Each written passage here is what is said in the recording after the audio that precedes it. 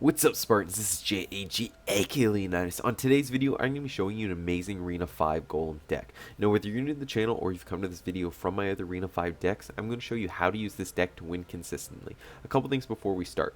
1. This deck may or may not work for you. I used this deck to push from 1300 trophies to Arena 6, and I went 11-0. No losses, 11 wins, worked very well. So let's start off with just showing at least a bit of proof, kind of back that up, and then I'll show you the deck, and we'll go with a little bit how to use it and everything from there. So as you can see, just winning, and I started something. Oh, yeah, there we go. So there is the 11 from 1300 trophies. Number 2, you're going to want all your card levels around the level 6 plus range and your king tower around level 6 plus to stand a chance. You'll notice I was a level 7 king tower with level 6 cards, which was weaker than almost all the opponents I faced. So this should show how strong of a deck this really is. So for today, I have 3 videos to show you. The first replay shows how to use the Golem to defend against the giant skeleton. This will also work against the Pekka and other kind of like big cards that are strong, kind of attack, things like that. And it's also going to show you how to use the tornado splash combo with either a wizard or baby dragon. That's going to be crucial for the deck if you're going to want to learn this. The second replay shows how to counter the hog and the balloon, which is going to be done through the tornado. And the third is going to show the deck strategy and how ideally you want to play this if you want to actually kind of do an offensive push and win. If you have any questions on how to use or face different cards, pop them in the comments down below. So let's begin. To start off, let's bring up the actual deck so you can see what we have here. You're going to notice that the Golem is your only win condition, but that's really all you need at Arena 5. The average elixir is 3.8, which doesn't allow really for a fast cycling, but it's not really needed, especially at Arena 5 and with this deck as well. So we'll get into the dynamics of how to use it and go from there. So let's start with the first replay, which was right around here, which is going to be the Golem Cutting and Tornado Splash combo. Now this is going to be pivotal. You're going to want to be able to not necessarily do the Golem Cutting or even learn that. That's more in a kind of clutch scenario where you can use it. It's advantageous, but otherwise the splash combo is something you're going to be using with this deck often, and it's actually good to use even just for or learn early on, because you're going to be using it later on if you decide to use tornado. So let's speed this up a little bit. Okay, so here we go.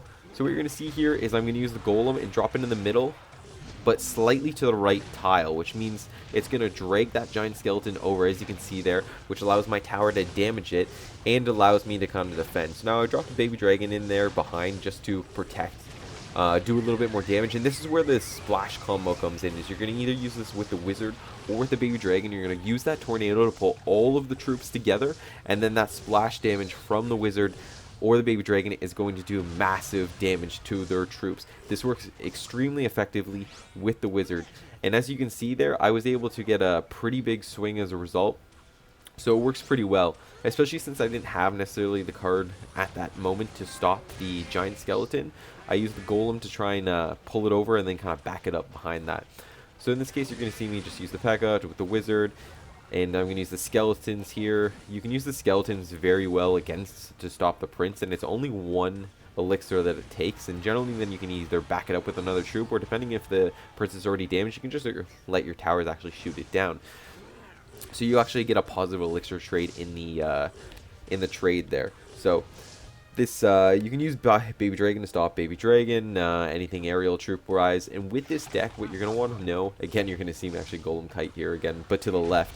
With this deck, the whole thing is you become very powerful at double elixir, and until then it's kind of a defending scenario where you kind of just want to defend a little bit, play into the double elixir. Hopefully they haven't taken out one of your towers by that point, and then you're going to be able to attack in the double elixir. Alternatively, if you do see that you come at like an advantage point, you're going to be able to kind of play into that and make a push, ideally, if you come out with a positive elixir trade. Here you actually saw that I made a mistake with the wizard, dropped it a little too early. Still able to defend pretty well. You're going to see me drop those skeletons, like I said before. Works great against the prince. Cannon does a bit of damage. Can still have to drop that wizard there in the area, but now that prince is gone, and then I'm not taking too much damage on my tower. But now that there's the double elixir, I'm really coming into a good spot for this deck, and especially since none of my towers have been taken down as a result. So here you're going to actually see me start to do a little bit of the counter push with that golem there. Let the wizard do a bit of damage on that giant skeleton. The Barb Barrel is going to be great for taking out the Skarmy skeleton army or the Goblin Barrel as well. And the nice thing with the Golem is as soon as you get it at that tower, as long as it's unbroken, it's going to do damage with that break. So you don't necessarily need to back it up like you saw there. I didn't really. And that's basically what you're going to try and do, is either defend a little bit, see if you can get a positive elixir trade, then go in the offense if you can. And if you can't, then you're just going to want to kind of hold up to double elixir. And that's where this deck, again, is going to become very powerful. And the Tornado with the combo with the Baby Dragon with the Wizard is going to do massive damage. So here you're actually going to see me just drop that Golem at the back end, kind of gather it up. That way hopefully I can drop some troops in behind to back up the Golem. Here just use the Baby Dragon just more as protection. Going to drop that cannon, drop the skeletons as well, protect and stop that Prince. And at this point now, I'm in a very good scenario where I have the Golem and the Baby Dragon. And that's why you actually see the opponent try and drop cards on my left side with the Wizard, because kind of a last-ditch effort, and this battle is in the bank. And that's the first one. Really just wanted to show more the kiting ability and the splash combo with the Tornado and the Wizard slash Baby Dragon. So that's something you're going to want to keep in mind. Now, moving on to replay 2 is actually show how you're going to stop the loon, the balloon, and the hog as well. And really it's all going to come down to is just the Tornado itself. You can use the cannon as well, which you'll see me actually do to help drag the balloon over near the end, I think, of the replay. But let's speed this up till we at least get the first card here. So here you're going to see, unfortunately I'm going to make a little bit of a pull with the Tornado to that middle. Kind of a poor pull. Would have ideally liked to bring it to that main crown tower at the back, but I was worried about the skeleton army if it did get pulled more towards the crown tower, doing a lot more damage on my tower. So took a bit of a gamble there. Not too bad though, about 400 damage at most kind of thing. Able to even it out with that Wizard there. You saw me drop that Barbarian Barrel more to act as defense, so that the tower would shoot that and keep my Wizard up a little bit so I could do that damage, that revenge damage basically at the tower. So here you're going to actually see a Fireball. That's a waste of a Fireball. If you actually want to understand more about that, go see my top 3 new mistakes video, kind of explain on a couple of things that you should and shouldn't do. So this is where you're actually going to see the Tornado pull with the hog, and that's what you're going to want to do. As soon as the hog goes at the tower, especially if it's there's nothing in behind it, you're going to use that Tornado, pull it to the main crown tower, and activate it, which means you're going to have an extra defense just like you see on my side. Now, if there's minions dropped behind, bats dropped behind, something that gets dropped behind, it may not be ideal. It may still be. You can still pull it, but then you might need to drop something up in front to kind of just stop that support troop in behind. It really depends on the scenario. Now, what you see here is I was able to stack up enough elixir so I could have that Golem. I saw that Wizard dropped there, was able to defend with the Wizard on the left side, and then actually swing into the right side there, and you can see mad damage as a result, and that tower is going to go down. That's the thing you're actually going to want to learn to do with the Wizard, is that if you see in the center of the screen there, right down the middle, there's 2 tiles that really are kind of the center it's broken enough to, the left and the right. If you drop the Wizard into the right one in the center, it will actually be able to defend on the left side and then keep going up that right lane. And same thing the contrary, if you move it in the left side, it'll be able to defend that right side lane and then be able to move up on the same side. And that's a good counter swing move that you're going to want to learn to do. And just kind of like what I did there with that Wizard, I was hoping I had enough elixir to actually drop the Golem in so I could do a counter push, but I didn't, and I played on the defensive side just to make sure that I could get this win more easily. So here again, you're going to see me drop that cannon, pull over with, or use the Barb Barrel to stop the skeletons. And here you're going to see, again, the Tornado that's going to be great for the loon, pulls it towards the cannon, and then you're going to see the balloon actually move then. Well, it was going to move then back towards the cannon versus the tower. So that's something else you can do, so keep in mind that.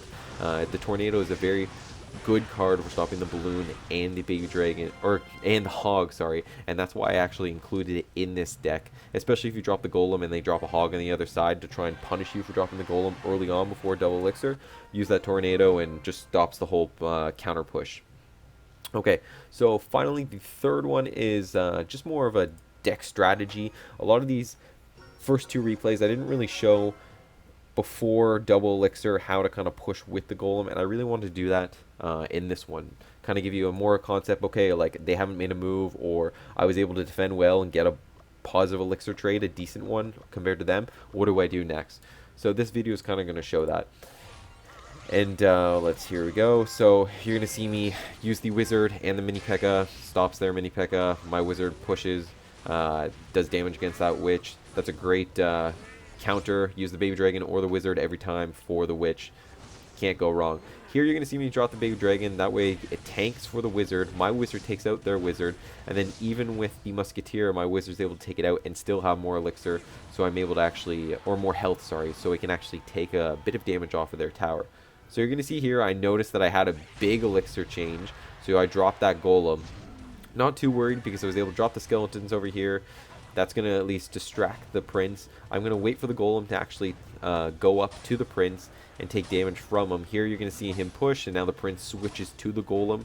And now here I'm going to be able to drop the wizard in behind. And that's the strategy you want to do, at least before double elixir. If you notice you have a bit of an elixir advantage, like say 2 or 3 elixir, then you're going to want to drop the golem, and then you're going to try and get the wizard in behind it to kill anything splash damage wise. And then if you can still play another card because you've played your hands well, then you're going to want to drop the mini Pekka in there, because they're going to try and stop and take out the wizard in behind so they can then take out the support troops and stop at least a bit of the push.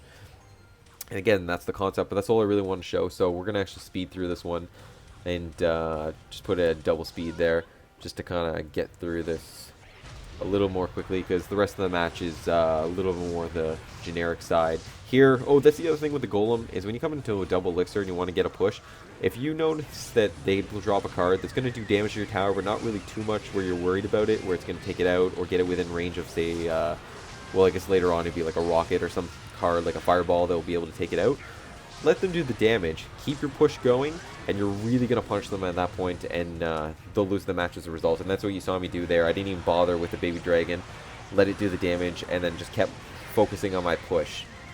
Anyways, that's the end of this video. I hope that helped. I hope it gave you an option. If for some reason this deck you're just not able to do, check out my Hog Arena 4 deck. I have another Hog like Pekka deck as well, which you can take a look at. And that's it. Before I sign off, I want to know what's your favorite card, and if you need a deck, what card deck do you want me to make, and let me know for which arena. Thanks for watching, everyone, and I'll catch you in the next video. This is going to be JAG signing off. Peace out.